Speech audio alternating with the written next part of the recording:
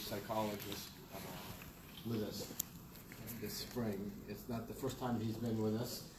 He's a distinguished alumni of the University of Texas, having received his doctorate in the psychology department in social psychology. So his relationship to us goes back a long way. But he's also gone a long way since leaving UT. As a faculty member at the UNAM, National University, Autonomous University of Mexico. He's a full professor, and he's the head of psychosocial research. His work on Mexican ethnopsychology has been the impetus for a tremendous amount of research, both at policy levels and as well as developing actual programs of intervention. For example, some of the studies that have been offshoots of this work include studies in sexual behavior, contraceptive behavior, health, and HIV, and they're the foundation, again, for numerous intervention programs. So his work has had a far-reaching impact, and so I think that alone is unusual in the realm of academic psychology, that people bridge both deep research agendas, but also have a real interest in having ideas and research have an impact on the world beyond academia. So, Rolando, such a pleasure to have you. Thank you. Muchas gracias. No sé si vas a hablar en inglés o en español o en inglés. Good morning or good afternoon. I want to start out by thanking Paloma and thanking Ricardo for this kind introduction. My relationship with the University of Texas has been long. My father was a visiting professor in 1959, so I remember a C school somewhere on West Austin. And when I got my training here, my training was as an experimental social psychologist.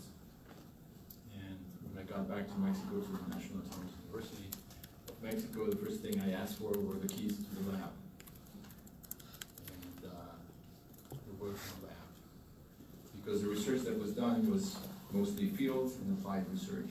And one of the problems that we had is that we didn't have many measures of the different psychosocial variables that we wanted to look at. So one possibility was to back translate certain measures. But these, in some ways, as I will try to convince you today, didn't necessarily fulfill our interest in actually knowing what was going on with the people. Let me just start by a very broad statement. Human beings are really interesting. And there's definitely a evolutionary biological aspect to us. We have certain bodies that enable us to do certain things and not do other things. And in that sense, I will start by saying that one of the characteristics of the human beings is that we had this marvelous capacity for language.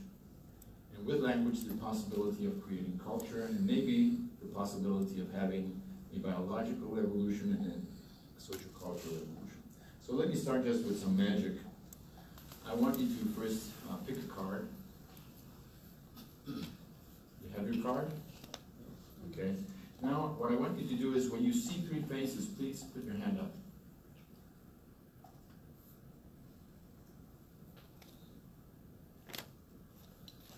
The first thing that you should notice is that there's individual differences. Some of you put your hand up really fast, some took a little bit longer, and some of us are still looking for it. This has something to do with something that Whitkin studied in the 1950s. And he called it field independence and field dependence. And it has to do with how we perceive the physical world, how we observe the physical world. And what he says is that there's two different types of people. There's those people who are field independent. And field independent people, what they will do is they will look at something and then they will look at the pieces of that something and they will tear it apart. While field dependent people will look at something and they will try to form the best way to look at it in a holistic fashion. So if you're field dependent, you probably saw the mustache. You saw the man in the mustache? It's quite evident. And after that, everything else is part of the man with mustache. His nose, his hat, his hair, the back of his neck. But if you're field independent, what you will do is you will look at this picture, you will take the mustache, you will see him, and you will put it apart. And then you will notice that looking towards me is the face of a young lady. And then you will notice that the chin of the young lady is actually the nose of an old lady. Okay? Now, why do we see the world in different forms? Well, it seems it has to do with our environment and the process of socialization through which we grow. So one of Whitkin's students, John Barry, a Canadian cross-cultural psychologist, did a study in which he worked with people that did different things. So the first thing he did is he worked with people who were hunters. So just imagine the situation. I'm hunting for a lion that's hiding in yellow grass. What would you like to be? Field independent or field dependent?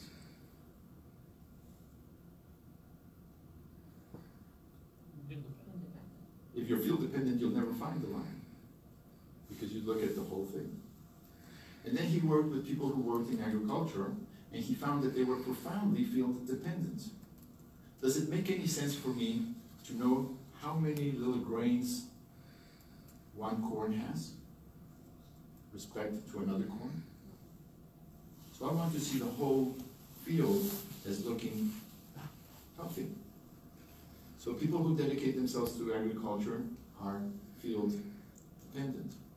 And then we get to industry. And I have in my hand the bowls. And I have to find where, in this machine that's in front of me, full of bolts and screws, where does this one go? Do we want to be field dependent or field independent? Independent. So it seems that the type of activities we do make us change the way that we look at the physical world. We're not talking about attitudes or beliefs or norms. We're talking about the physical world in a different perspective. And if we look at the physical world in a different perspective, then everything changes. And if everything changes, we will have what Harry Trandis has called cultural syndromes. General orientations as to how we process the information that's out in the world. And one of the things that you will find is that those cultures that tend to have field dependence like certain things. They like literature. They like history. They like art. They're romantics. While those cultures that are field independent like things like algebra. If you have 5 plus b equal 3, how much does b stand for? You feel dependent, you'll say, well, it looks balanced, it looks nice, it looks pretty, but I don't have the slightest idea what b stands for. So what you find is that field independent cultures are more interested in things like engineering, physics, chemistry, mathematics, technology. So if we have these different ways of looking at the world, it would be good from the psychological perspective of doing research to include some aspect of culture. And we can see this in this other example. This is something that was created originally by George Levinger in the 1970s, and he used it exclusively as a measure of intimacy, closeness. So if you're in a relationship and you're in the upper circles, you're in a relationship that's not very close, and as you go down, you're in a relationship that's closer. In the 1990s, Aaron and Aaron looked at this and they said, that looks nice, but it has no theory. So they created a theory that's including the other and the self. And they were curious to know what happens when people look at these. So they showed the ones that are at the bottom to people, they work in New York, and they asked them, what does this mean in a relationship? And people said, oh, that means intimacy. That means closeness. That means love. That means loss of independence, loss of autonomy, loss of individuality. We did the same thing in Mexico. We asked people, what does that mean? And people say, oh, it means closeness, intimacy, love, tenderness, passion, everything good. Nobody talked about autonomy. In fact, when I talk with psychotherapists in the States, they say that Mexicans have a pathology in their relationships. It's called codependency. We call that love. So, it seems that we look at the world in different ways. And this affects many things, our family structure. Díaz-Guerrero and Saray asked people simply, what does family mean? And in the United States, family meant husband and wife, mutual stress, development, and autonomy. For the Mexican families, it meant daughters and sons, extended stresses, maintenance of dependent relationships and responsibilities. Okay? Now, do you remember your card? Yes? Okay. Where is it? Can you find your card? No. It's magic. What happened?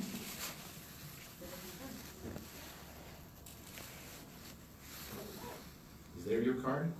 Yes. So once we look at something from one perspective, we forget the context, we forget the culture, we forget everything else. So it would seem that it would be important to consider the culture when we're going to talk about any psychological phenomenon. And this was not something that we came up with. This is something that Ezequiel Chavez wrote in 1901. We could call him the first Mexican social psychologist. And basically what he says is that the most important thing a humanist or a social scientist can do is recognize the character of the people that he's going to work with. And if you don't do that, then you might have fabulous constitutions, marvelous plans, but if they don't take into account the sentiment, the intellect of the people for whom they are going to be used, like the dreams of Plato, they will crash against reality. So we will change our model. What we will do is we will say, yes, ecosystem and evolution are primary. They're our basis. And they will explain things like reproduction and protection that we need to survive. But then we have to put in culture if we want to understand things like love and company. So we'll have a different perspective. Now, you might ask, well, why didn't psychologists just get closer to anthropologists and ask them? Well, the problem is anthropologists are interested in different things than psychologists. Anthropologists want to know when, how, and where.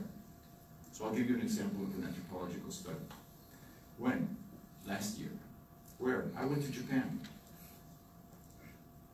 How? What? Oh, well, I went to the ceremony, and there was this woman that sat in front of a teacup, and she turned the teacup 1/4 to the right and 2/4 to the left. Did you understand? What will a psychologist do? He'll put his hand up and he'll say, but why? Because in anthropology, you describe the process. You say where it happened, how it happened, when it happened. You don't ask why it happened.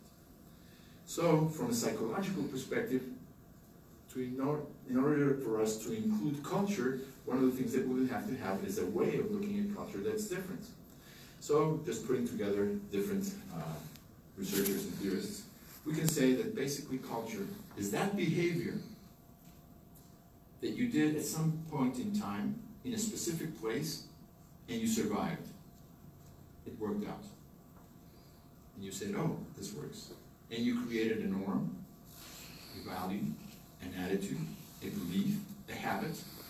And through socialization practices, you extend it to other people around.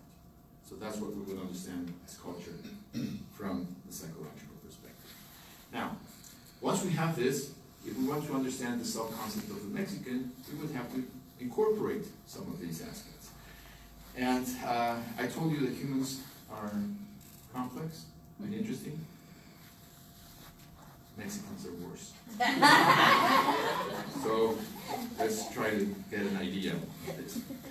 This is Teotihuacan. So if you go to Mexico City, you will be able to go about an hour out of Mexico City and you'll be able to visit Teotihuacan. And Teotihuacan had its splendor between century 3 and century 6 after Christ. Okay? They had 200,000 people in Teotihuacan at that time. And they had their own rules and ways of behaving. If at any time you have a chance to listen to Linda Manzanilla, she's the archaeologist who's in charge of the Teotihuacan project, it's really interesting. Because for 6 centuries, these 200,000 people got along well. And there were people from everywhere, because there were squadrons that they came from Veracruz and they came from Tabasco, so you had Toltecs and you had Olmecs and you had Chichimecas, which is all the north. So you had people from everywhere, and they got along. And what Linda Manzanilla says is, what's interesting of that time is that there was no figure, there was no statue, there was no painting of the ruling class. And on the 6th century, paintings and structures of the ruling class started to appear as if they were deities. And after that, people left. So it's a very complex society that was there before the Spanish came. And this is Teotihuacan, but the north, Sonora had among others, different groups like the Mayos, and Chihuahua had groups like Tarahumaras, and then Nayarit had Coras, Huicholes, and the Aztecs were not even in anywhere in the play. They were part of the Chichimecas, just the northerners, barbaric northerners. But then they came in around 1400, and they created this. And they were a group of, they had 2 main groups, the people who were the priests and thought that Quetzalcoatl was really great, and the people who were the military and thought Huitzilopochtli was really great. 2 different gods with 2 different orientations. But basically they were an imperial group. So they took money from everybody who lived around them. And all of a sudden, this group comes in, the Spanish. Who are they? Why are they there? They're there for the monarchy. How happy are people in Spain with the monarchy at that time? Very happy. So these are adventurous souls. So they have a certain perspective of the world. And they come into Tenochtitlan. And Moctezuma, who was the emperor, was at the end of the cycle of the Aztec beliefs, the cosmic era. And one of the things that he believed is that it was time for the decline before the cosmic era began again. And he thought that the Spanish came to finish that time, so he let them in. But after they started taking gold and other things, they didn't get very happy. So on June 30 of 1520, the Aztecs started fighting with the Spanish and with the Tlaxcaltecas, which was a group that was around the area. And they followed them all the way to a place that's called now the site of the tree, the sad tree. Because Cortés got to this point and he wept and cried because of his loss. But he didn't lose all the way because the Aztecs believed that the god of war was the sun. And the sun does not fight at night. So they stopped. And he was able to recuperate, get more Tlaxcaltecas in, And finally, here he is with Cuauhtémoc, and that's the beginning of 300 years of the colonial time. So who are we? Are we Chichimecas? Are we Spanish? Well, there's a whole mix. And finally, some got tired of the Spanish and being the new Spain, and we started a movement of independence. Who started the movement of independence? The Indians? The mestizos? The criollos? Spanish, born in New Spain. They didn't want to have anything to do with the old Spain, but they did really want to become Mexicans. They just wanted to have their own idea of themselves. So Hidalgo starts a movement, and after the movement is over, by the year of 1821, an army comes into Mexico City. And at the front of one of the contingents was Agustín de Iturbide. And if you look at him, he's on the left, the two pictures on the left are Agustín. He looks kind of royal, doesn't he? Do any of you feel like you can identify with him? So that's my kind of people. Well, in my office I have a copy of the Statement of Independence of the Empire of Mexico. So we first were an empire, we were a monarchy. And who do you think was the emperor? Agustín. And then after a couple of fights and problems and the king getting older, we said we need a new one. So we brought Maximiliano, who's on the right, to be the emperor. So who is Mexico? Well, it's this place that kind of is thinking about Europe and what was there in Europe. And through the 19th century, the century of illustration, basically what happens is that all our thinkers describe Mexico in terms of the relationship it had to Europe. So we created La Reforma. If you go to Mexico City, there's a huge avenue like Champs-Élysées. And if you want to bring Maximiliano, where are you going to put him? In the castle of Chapultepec. So it all kinds of makes sense. There's a break in the 1850s. Benito Juárez breaks with this and breaks with an old tradition. Church and state were the same. So that he does something that's called the Reforma, and he breaks church from state. In Mexico, we don't say, in God we trust, or God, I don't know what God does in the United States, but it seems like he does most of the big ideas. But we were still making a comparison to Europe. And after Benito Juárez, Porfirio Díaz came, and he was president for 40 years, and his body is buried today in Paris, because he also wrote to the outside to explain. This created a situation in which every time we measured a Mexican with a Spanish meter, he was shorter than the Spanish.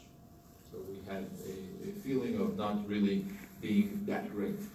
But at the end of the 18th century, beginning of the end of the 19th century, beginning of the 20th century, these people came along. The one on the left is Ezequiel Chavez, that little paragraph that I wrote, that I read to you, is from Ezequiel. And next to him is Justo Sierra. And both of them thought that through education, they could regain and reestablish a authentic Mexican self. And this came to its largest ideal with a man on the right, José Vasconcelos, who wrote the Ulises Criollo, and in it, he said that the Mexican race was a cosmic race, because it was the union of all of these different positions. Okay? So these are the years of the revolution, and after the revolution, again, we had thinkers that came along and said, well, we have to explain. And this is one of the first philosophers, writers, that actually does a profound analysis of the Mexican self, Samuel Ramos. He wrote it in a book, a very interesting book called The Profile of Mexican and Culture in Mexico.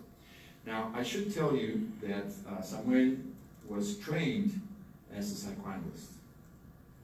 And he had very close ties, especially to Adler. And as many of you know, Adler walked till he was 4 or 5 years old. And he thought that this idea that Freud had, that you grow in the first 5 years and then the rest is repetitions, was not very much fun because he was just starting to walk. So he created the process of the development of self throughout life. And one of the things that he said was that children, since they are dependent of their parents, are not autonomous. And not being autonomous would mean they have a complex of inferiority. Maturity and development will take you to breaking this process. So, in his book, what he comes up with is that, in general, the Mexican wastes opportunities to improve and has an inferiority complex. That's a very broad generalization. But let's think a little bit about the time where he was. If someone went to Michoacán and asked somebody, who are you? In the 1930s, 40s, people would say, well, I'm the sister of the woman who's selling bread on the corner, and the daughter of the woman who's taking care of the children in the school. Now, if you have this psychodynamic orientation, and people answer these things to you, what would you come up with as an explanation? They seem to be interdependent. I ask them, who are you? And they say, I'm her sister, her brother, her son, her daughter. Instead of saying, I am, and putting out something. So he comes to the decision that there is an inferiority complex. People are interdependent. They think more of others than themselves. If we were looking at that data today, we would say, following both Triandis and Nacional, that they're actually collectivistic rather than individualistic. But that's Samuel's idea. A few years later, Octavio Paz, a poet, does a profound analysis of what he sees in the world. And he talks about different characteristics of the Mexican. For example, the Mexican compared to the United States people. But he does this in Los Angeles in the 1950s. And he comes out with the idea that Mexicans are pachucos, dressed in a very specific way, and still with some of Samuel Ramos' idea, probably hiding their real self, trying to give a different image of who they really are. But at the end, if you read The Labyrinth of Solitude, he says that we use masks, that it's not us really, it's we use a mask to that we're happy. We have long fiestas, and if you look at somebody that has a long fiesta, you would say, well, they seem to be very happy. That would be my conclusion. Octavio Paz says, no, it's a mask, so that you cannot penetrate me and see who I really am. So, other philosophers followed in Octavio's foot. Leopoldo Sea said that it's not an inferiority complex, it's an inferiority feeling. It's kind of collective unconscious type of thing.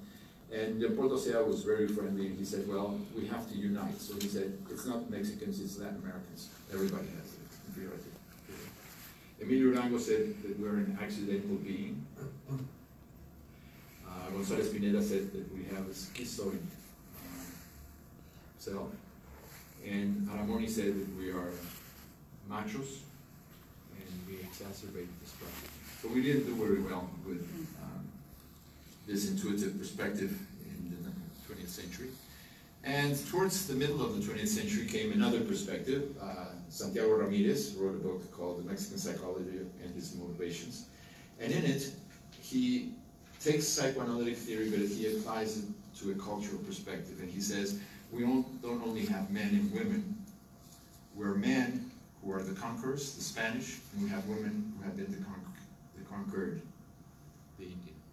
So that this creates another set of aspects.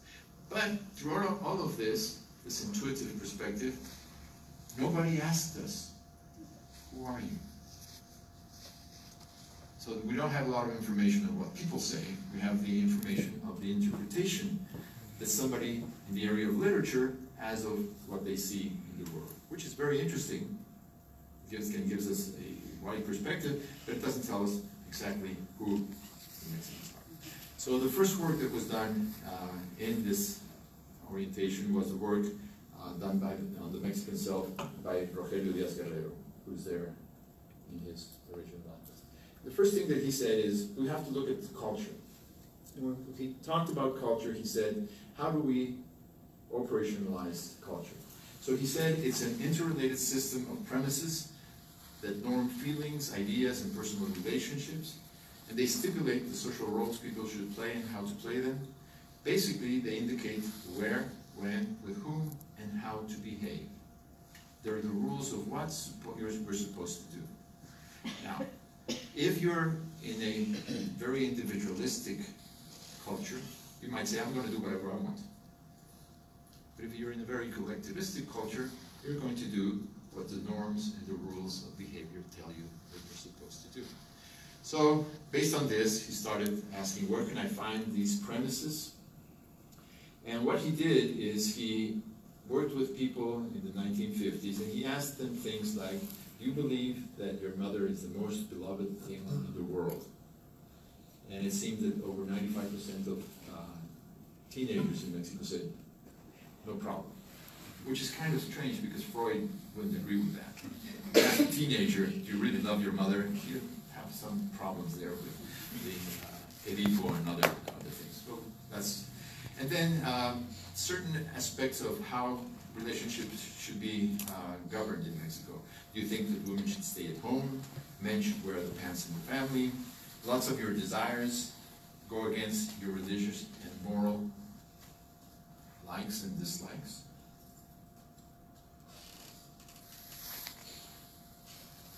Can you think about that? No? Have you ever seen something and you said, that looks tasty? Why is that? That's gula. Have you ever looked at somebody and said, that's tasty? That's lujuria. And you said, I deserve it. That's soberbia. And then somebody comes along and takes that person away, and you get angry, ira. So it seems that the 7 basic sins are things that go against what the id wants, what I would want to have. Children should always obey their parents and things like that. Now, when he asked this in teenagers in junior high schools, these are some of the results. These are results that he got in 1959, 1970, 1994, and again in 2018. In 2008. In 2008 is after his death. We did some research on the same statements. So this statement says, one should always respect one's parents. And with respect, we mean hierarchical respect. They're higher up than us, and we should obey them. And can you see any changes through 50 years? No. Teenagers in Mexico, 12 to 15-year-olds, say, yes, you should always, not sometimes, not when they're reasonable requests, always respect and obey your parents. The book where at least Díaz-Guerrero's data come out is called Under the Claws of Culture, because they maintain these things throughout the years. And this is for obey, that you guys have the same thing, and being loyal to one's family is the same. So it looks like we have a pattern. Mothers should be advocates, sacrifice for the good of the family. Fathers are supreme. We have affiliative obedience of children towards their parents in exchange for protection and love. There's loyalty to the family, respect for the parents, and the family comes before the individuals. So now we have an idea of the history and culture. Now, how do we get back to psychology? How does this affect the self? Well, Díaz-Guerrero's position is that personality develops through a constant longitudinal dialectic interaction of the historic-psycho-cultural premises, these statements that say what you're supposed to do, and your biopsychosocial-cultural needs. So there's interaction between these two. In Mexico, a good kid is a kid that's silent and sits down. Calladito te ves más bonito. Okay? So that's a good kid. He obeyed the norms and rules. And we will all be very happy. We will be able to go to a restaurant without having to have a Disney World next to the restaurant to send the kids. And we would be able to sit and eat while they sit quietly next to us. Okay? That's a good kid. Now what happens if that kid is hyperactive?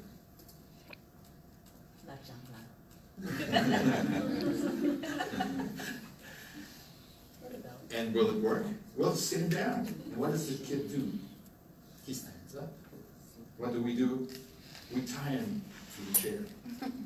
What do? They escape. And then at that time, his aunt comes in and just throws her hands in the air and says, that kid's going to be a rebel. Rebel to what? To culture. So that would create the description of what would be Mexican self-concept. This is theoretical. What we did is we took Díaz-Guerrero's social-cultural premises and philosophy of life, and underneath it we put Maslow's motivation pyramid.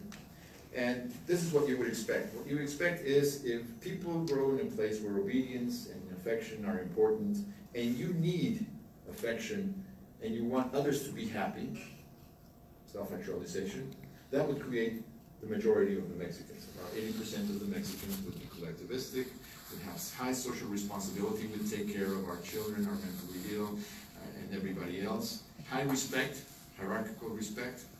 Self-modification. Whenever there's a problem, we modify ourselves instead of trying to modify other people. Traditionalist, abnegate, affiliative, obedient, and oriented towards the family. Now, what happens if I go in this place and I really want my personal needs to be solved, but I still want to be loved?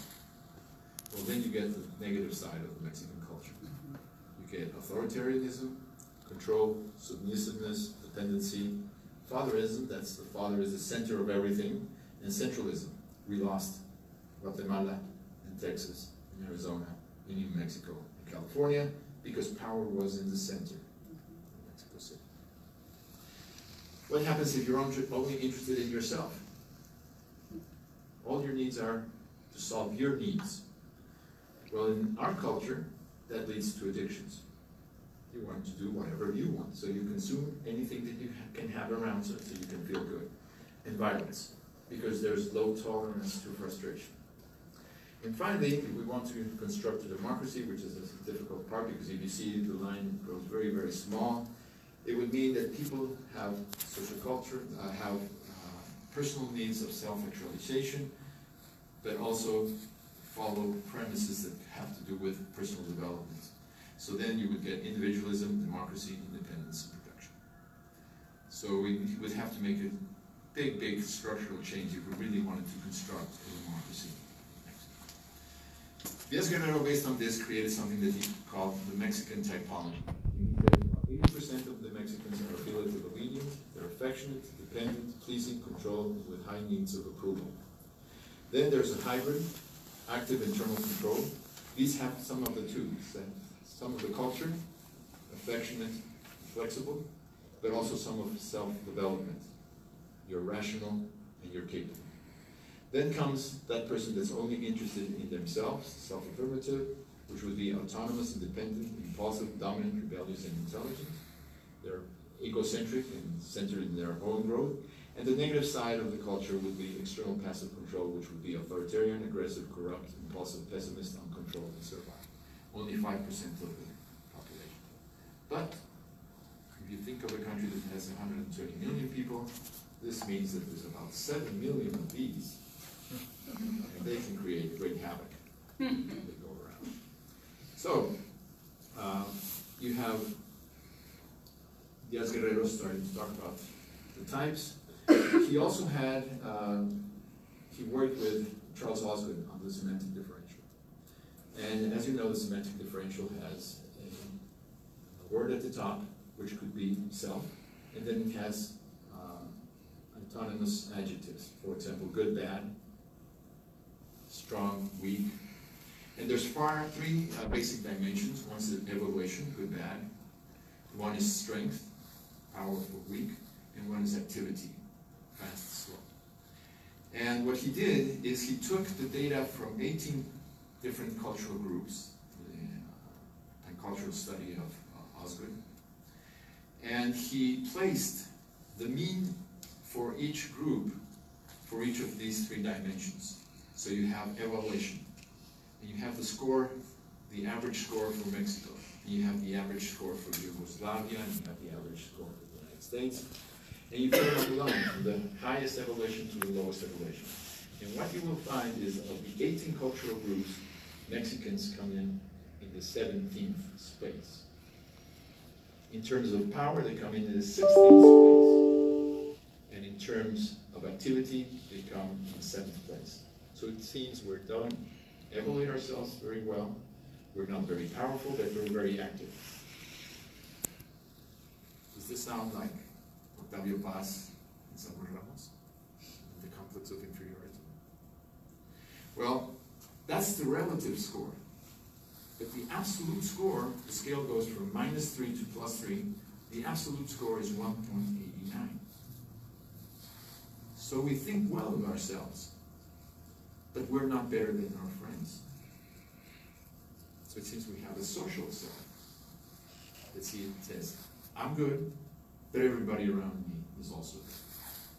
I'm not better than my friends.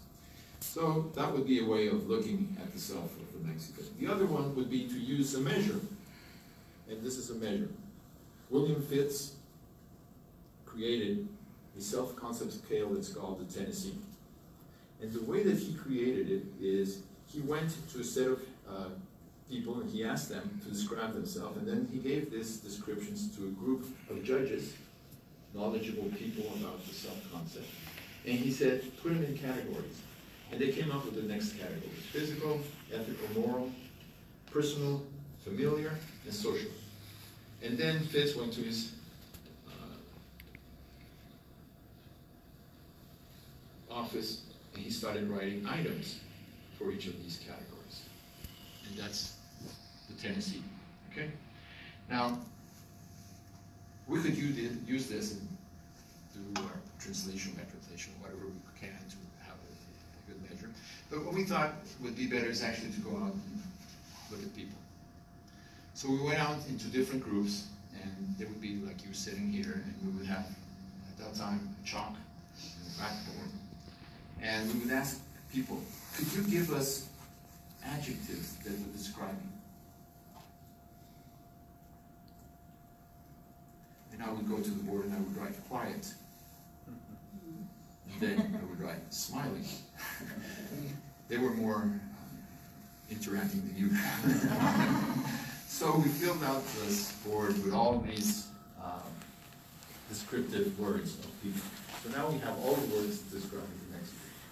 Like Alfred did when he had all the adjectives and he used t-test to look at how people would describe themselves. But this was, in Alfred's case, to look for unicity. We want something that we can compare people with.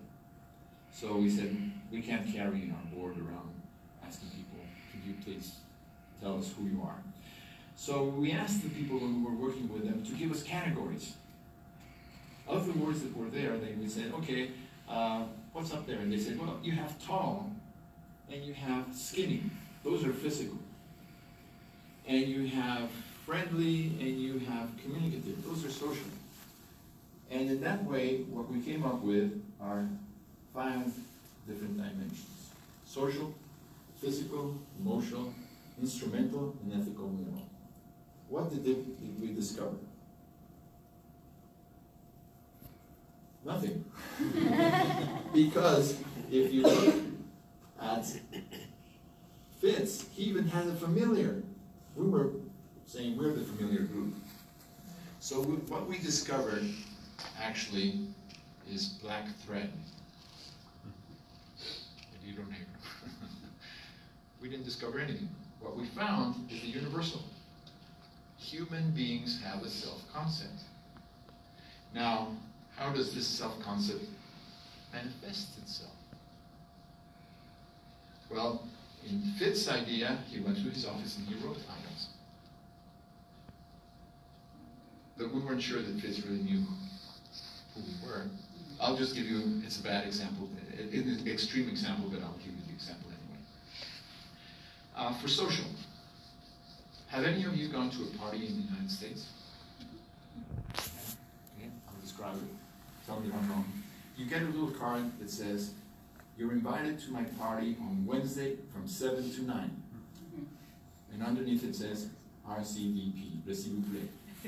Tell me if you're going to come. At what time do people come? 7. And they stand around and there's this guy called Bill. And Bill comes up and says, how are you? Is he good? Handshake, good visual contact? I'm a carpenter, and I'm really good.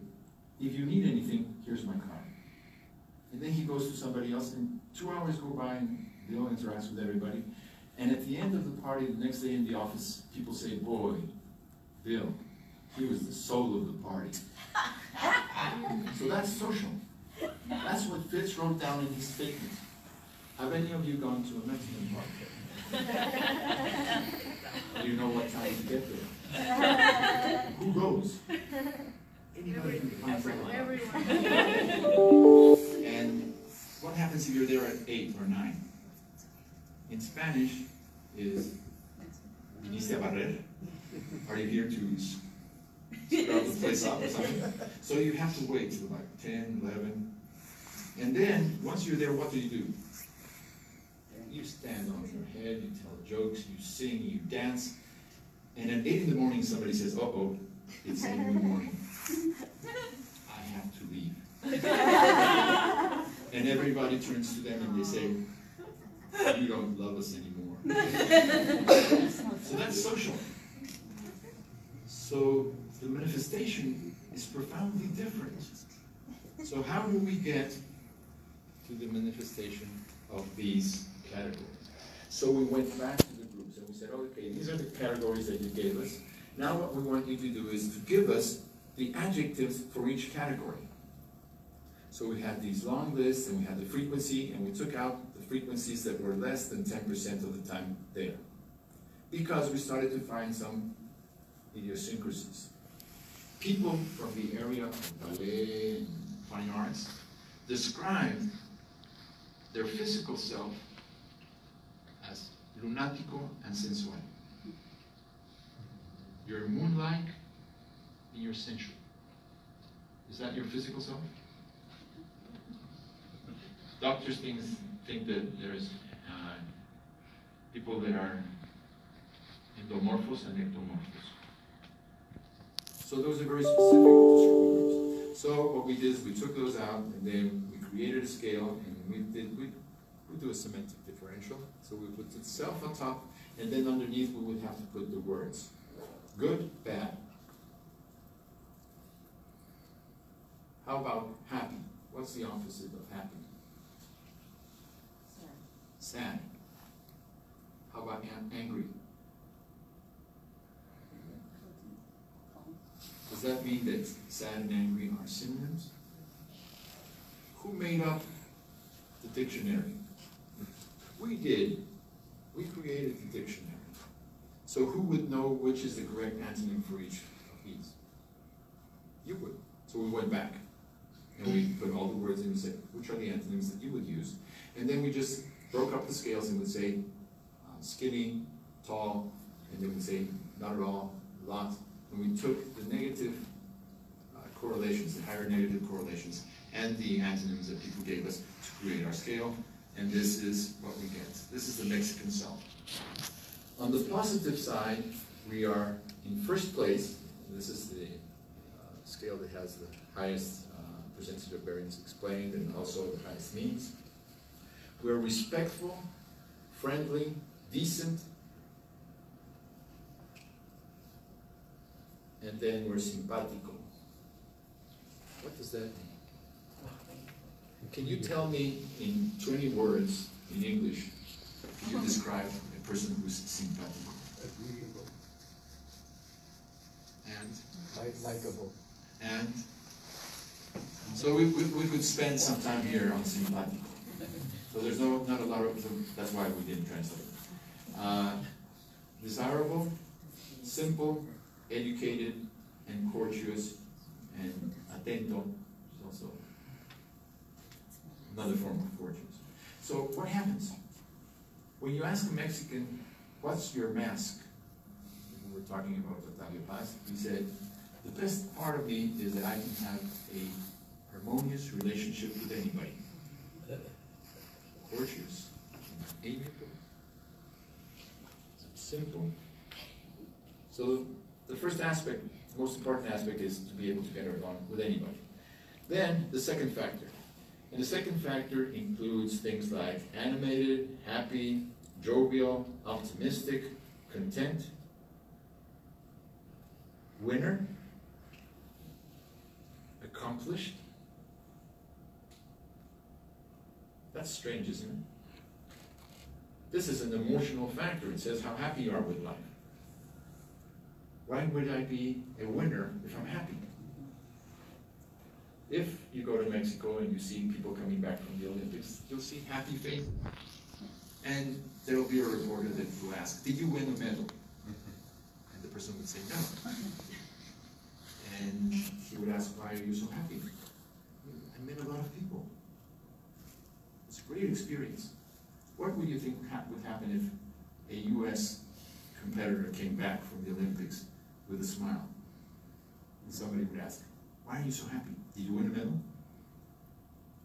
I'd say no. Then you must be crazy. In the States, you have to be triumphant to be happy. In Mexico, if you're happy, you have succeeded. So it's a different type of process. Then we have extroverted and communicative and fun and outgoing and uninhibited and expressive and approachable and sociable. So we go from getting along with everybody to being happy to being able to be very, very happy with friends. And then by the fourth factor, you would think we would be tired, but we're not. We're loving and affectionate and tender and romantic and sentimental. So it looks like a very, very profound social affiliative self. What's the center is interpersonal relationships. Not individualistic gains, it's the group. We do work a little bit by the fifth factor. We're reliable, and we're studious, and we're capable, and we're smart, and we're responsible, and we're efficient. We're punctual. What time did you get to the party? When everybody was expecting me to get to the party. It's just a different definition. And I'm hardworking. Again, why do you work hard? For my family. Not because I'm going to be able to achieve greatness, but because this is my way of expressing my responsibility to my family. And then we go back to the social affiliative. We are noble and calm and pacific and tranquil and reflective and stable and conciliatory and generous and serene. When we saw this for the first time, we said, this is the mental health of the Mexican. This is what many years after Seligman came up and said, this is positive psychology. Resiliency. What does resiliency mean? You survive difficult times. We've been doing that for the last several thousand years. So it's part of the culture. Have you ever heard things like, el mexicano aguanta un piano? ¿Por qué tanto brinco si el sol está tan parejo? No por mucho madrugar, amanece más temprano.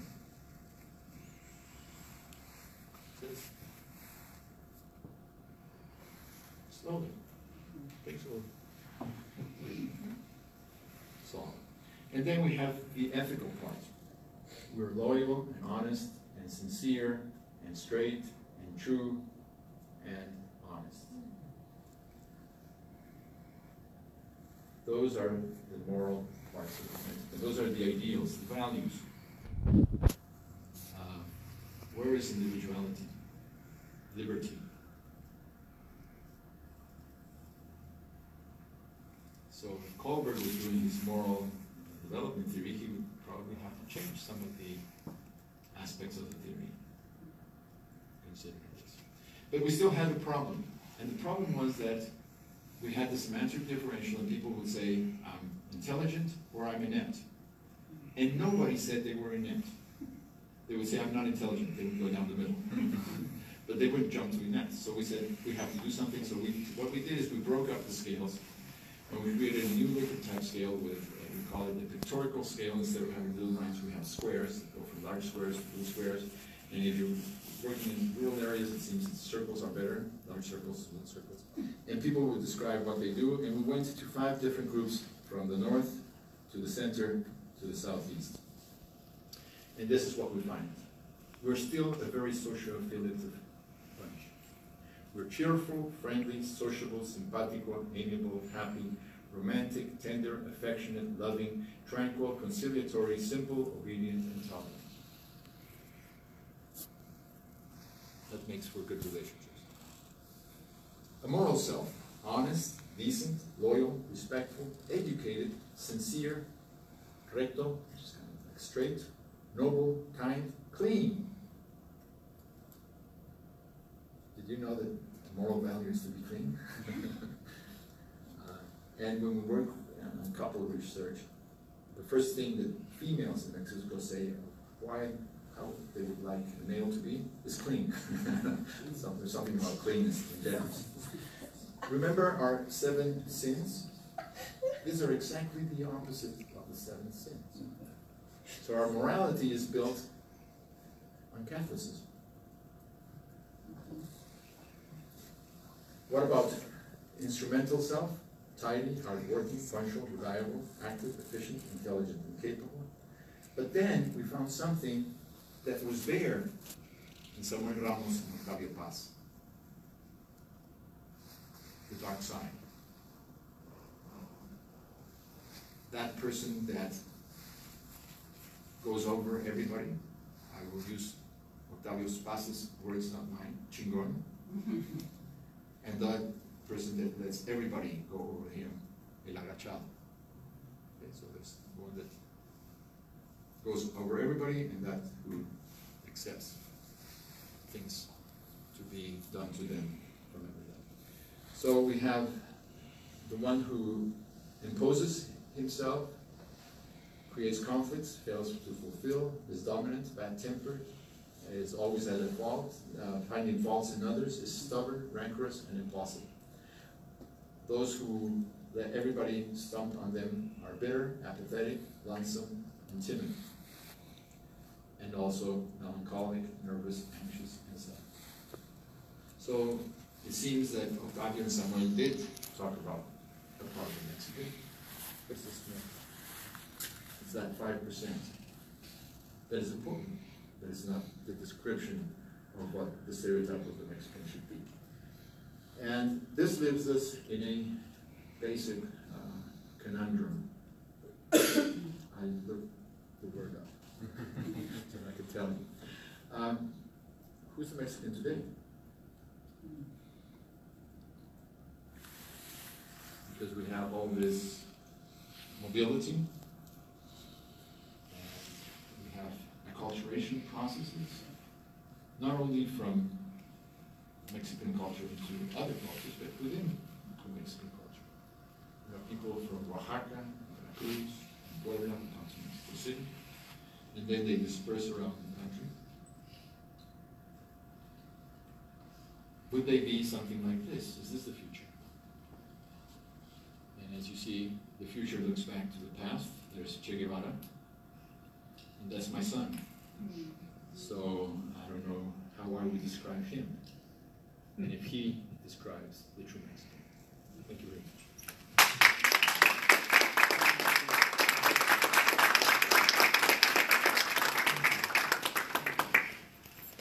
Yes. Thank you so much for coming and speaking with us about this. This is really enlightening and reinvigorating for so many reasons. But to keep it brief, I wondered, well, one observation is this identity crisis that's easy to pathologize, right?